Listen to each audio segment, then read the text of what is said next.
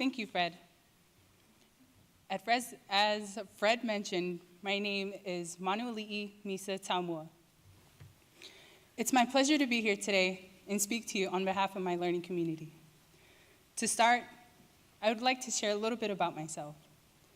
When I was 6 years old, my parents moved us from Hawaii to Washington, and all I remember was that I didn't want to leave.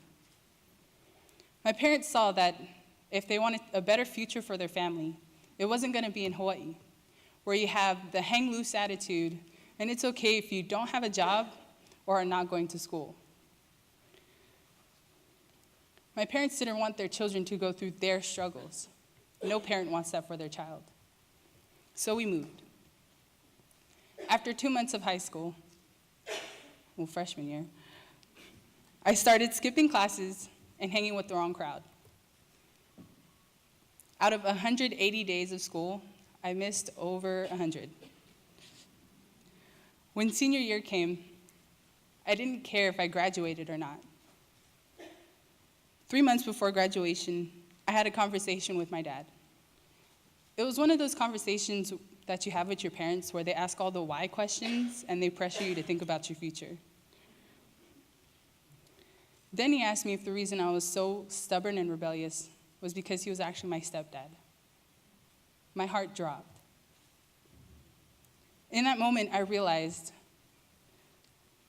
that I was only living for myself. I wasn't considering the consequences of my action. So I did everything I could to graduate. I started taking extra credit, started to attend class and actually pay attention. I avoided any signs of trouble. I even had to cut off some friends. After all that, I didn't have enough credits to walk. I wondered, what have I been doing for the past 4 years, and felt a huge amount of regret. I received my last credit through a summer school program, and that summer I received my diploma. Although I didn't walk, my dad was proud that I earned my diploma, and the smile on his face was priceless. After I finished high school, I was at home taking care of my grandma. It was practically a 24-hour job. I was almost her caregiver. I had to bathe her, dress her, basically help her do everyday tasks. I did this for 3 years. I tried to look for a job. I really did. But I never got a call for an interview. As the years went on, I accepted how my life had turned out, taking care of my grandma, taking care of things at home. But after certain events in my life, I realized I really wanted to do something. Family and friends would ask me, "What are you doing?" Or, "So what do you do now?" My answer, "Oh, I just stay home and take care of my grandma." I didn't want to wait for something to happen to my grandmother, but I knew I needed to do something.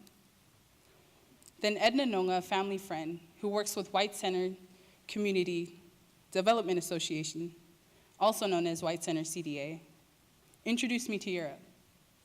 I attended an information session, and honestly, I didn't want to apply. Because at that time, working with computers sounded uninteresting. Then my mom asked me a question that changed my perspective. She said, "Manu, why would you settle for less when you can better your future?" So I made the choice to better my future and enrolled to Europe. The biggest challenge I had during Europe was learning how to balance Europe and my family. Being Samoan and living by my cultures, or living by the standards of my culture and my family, I had to juggle taking care of my grandma and schoolwork. It was easy until our midterms and our final project came along. Europe taught me how to prioritize my work. If there was an assignment I was having trouble with, I would work on it at Europe and do the easy assignments at home. I learned how to be organized and manage my time. During my time at Europe, we talked about how we are the generation of the opportunity divide. where most of us are out of school doing nothing or working at a dead-end job, but have a lot of potential and talent. We're on the other side of the opportunity divide. There are limits to what we can and cannot do because of the different roads we come from. We used to see the corporate world as a foreign country, but once we made that human-to-human connection, we got the opportunity to understand that we can do it. We just needed the opportunity and the resources to show us how to get there.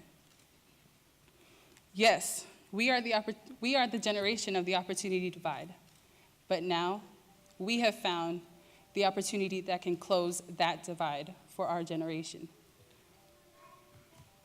To my colleagues, we did it.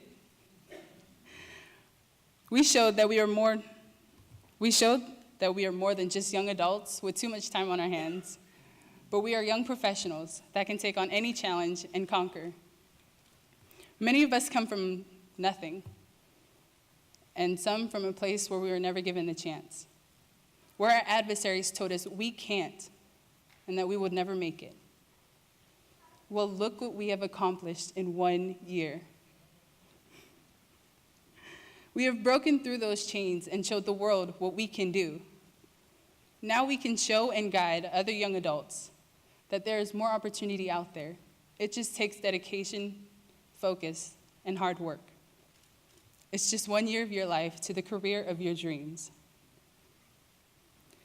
2 weeks ago, my plans for the future were to hopefully get a job at Nordstrom Service Desk.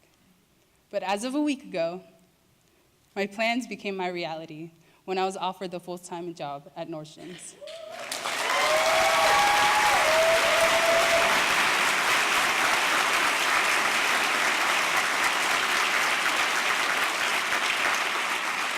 Thank you. I want to leave you with a final thought that I hope will change others' lives too. You can change the direction of your life.